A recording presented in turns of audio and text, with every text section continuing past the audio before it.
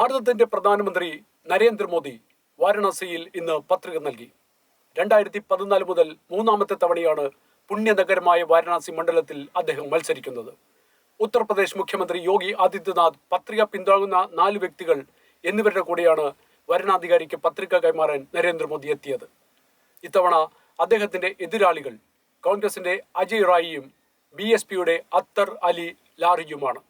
2014 3.7 ലക്ഷം വോട്ടിന്റെ ഭൂരിപക്ഷത്തോടെയും 2019 4.8 ലക്ഷം വോട്ടുകളുടെ ഭൂരിപക്ഷത്തോടെയുമാണ് നരേന്ദ്രമോദി ഇവിടെ നിന്നും വിജയിച്ചു കയറിയത്.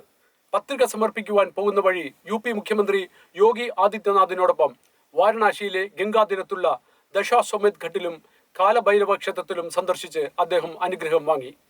പത്രിക പിന്താങ്ങിയവർ ബ്രാഹ്മണനായ പണ്ഡിറ്റ് ഗാനേശ്വർ ശാസ്ത്രി, OBC-കാരായ ബൈജ്നാഥ് പട്ടേൽ, ലാൽചന്ദ് കുഷ്വാഹയും ദളിത് വിഭാഗത്തിൽപ്പെട്ട സഞ്ജയ് സോൻകാറും ആയിരുന്നു. ജാതി വേർതിരിവിൽ പോരടിച്ചിരുന്ന ഭാരതത്തിലെ ഹൈന്ദവരുടെ ജാതി സമവാക്യങ്ങളെ തിരുത്തി എഴുതാൻ തുടങ്ങിയത് OBC-കാരനായ മോദി തന്നെയാണ്.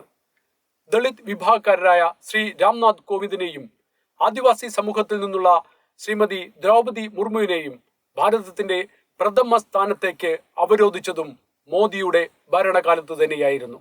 വാക്കുകളിൽ മാത്രം ദളിത് OBC സ്നേഹം പ്രകടിപ്പിച്ചിരുന്ന പാർട്ടികളിൽ നിന്നും നേതാക്കളിൽ നിന്നും മോദി വ്യത്യസ്തനാകുന്നത് ഇത്തരം വിഭാഗങ്ങളെ ചേർത്ത് പിടിച്ചിട്ട് തന്നെയാണ്.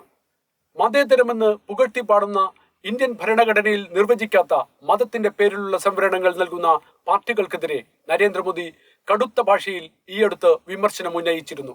പ്രത്യേകിച്ച് OBC ദളിത് വിഭാഗങ്ങൾക്കുള്ള സംവരണത്തിൽ വെള്ളം ചേർത്തുകൊണ്ട് അത് മറ്റു മതസ്ഥർക്ക് കൊടുക്കുന്നതിന് എതിരെയാണ് മോദി ആഞ്ഞടിച്ചത്. ഇലക്ഷന്റെ അവസാന ഘട്ടമായ ജൂൺ 1 തിരഞ്ഞെടുപ്പ് നടക്കുന്ന വാരണാസി മണ്ഡലത്തിൽ നരേന്ദ്രമോദി പുതിയ ഒരു റെക്കോർഡിടുമോ എന്ന് നമുക്ക് കാത്തിരുന്നു കാണാം.